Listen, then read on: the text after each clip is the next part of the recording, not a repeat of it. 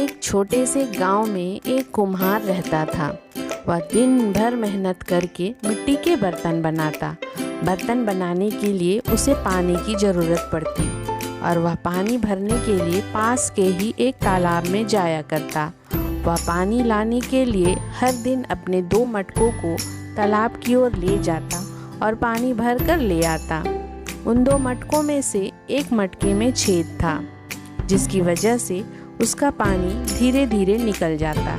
यह देखकर दूसरा मटका उसका मजाक उड़ाता था। इस बात से वह मटका उदास रहता। उसे उदास देखकर कुम्हार ने एक दिन उससे कहा, तुम उदास मत रहा करो। मैं जानता हूँ कि तुम में छेद है, लेकिन फिर भी तुम्हें यहाँ पानी भरने लाता हूँ। ऐसा इसलिए है क्योंकि जो भी पानी तुम में से निकल कर बह जाता है वह इन पौधों पर गिरता है। इन पौधों को देखो, कितने सुंदर हैं और इनमें कितने सुंदर सुंदर फूल आ गए हैं और ऐसा सिर्फ तुम्हारी वजह से हुआ है, इसलिए तुम उदास मत रहा करो।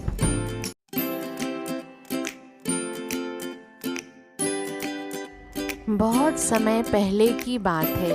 एक नमक बेचने वाला था। उसके पास एक गधा भी था। नमक बेचने वाला रोज अपने गधे पर नमक की थैली लेकर बाजार जाता। रास्ते में उन्हें एक नदी पार करना पड़ता था। एक दिन नदी पार करते वक्त गधा अचानक नदी में गिर गया और नमक की थैली भी पानी में गिर गई। नमक पानी में घुल गया। अब थैला बहुत ही हल्का हो चुका था। गधे को कुछ समझ तो नहीं आया, पर थैला हल्का होने के कारण वह बहुत खुश था। अब गधा हर रोज वही चाल चलने लगा। इससे नमक बेचने वाले को काफी नुकसान उठाना पड़ता। मुझे इसे सबक सिखाना ही पड़ेगा। इसके कारण मुझे काफी नुकसान हो रहा है। कल इसे इसकी चालाकी का सबक मिल जाएगा। अगले दिन नमक बेचने वाले ने नमक की जगह रुई से भरा थैला गधे पर लाद दिया। अब गधे ने फिर से वही चाल चली। उसे उम्मीद थी कि रुई का थैला भी हल्का हो जाएगा, लेकिन गीला रुई बहुत भारी हो गया। गधे को सबक मिल चुका था। उस दिन के बाद उसने कोई चाल नहीं चली। अब नमक बेचने वाला खुश था।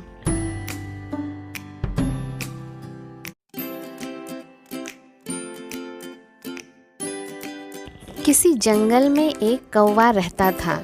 वह अपनी कर्कश आवाज में गाता रहता और सभी जानवर उससे परेशान रहते थे।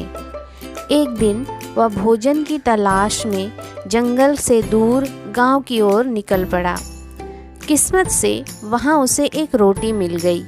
रोटी लेकर वह वापस जंगल की ओर आ गया और पेड़ पर बैठ गया। वहीं से एक लोमड़ी गुजर रही थी और उसे तेज भूख भी लगी थी। उसने कौवे के पास रोटी देखी और रोटी खाने का विचार करने लगी। जैसे ही कौवा रोटी खाने को हुआ, नीचे से लोमड़ी बोली,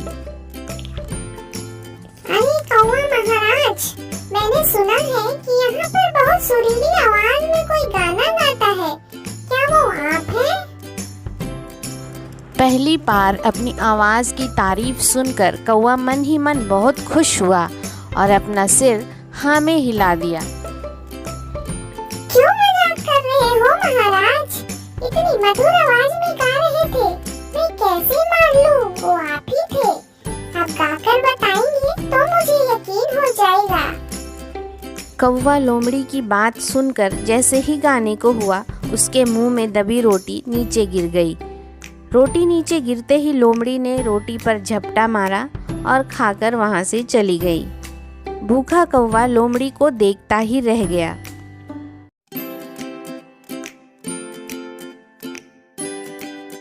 एक समय की बात है।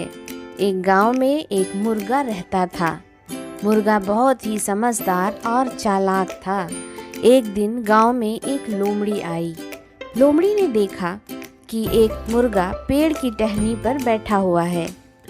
मुर्गे को देखकर लोमड़ी ने विचार किया कि वह मुर्गे को खा जाएगी, लेकिन उसके लिए उसे मुर्गे को नीचे बुलाना पड़ेगा।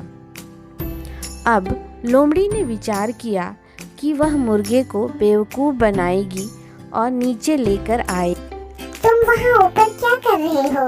यहाँ नीचे आओ, यहाँ हम दोनों बैठकर बातें कर सकते हैं। नहीं नहीं, मैं नीचे नहीं आ सकता। मैं खूंखार जानवरों से दूर ही रहता हूँ।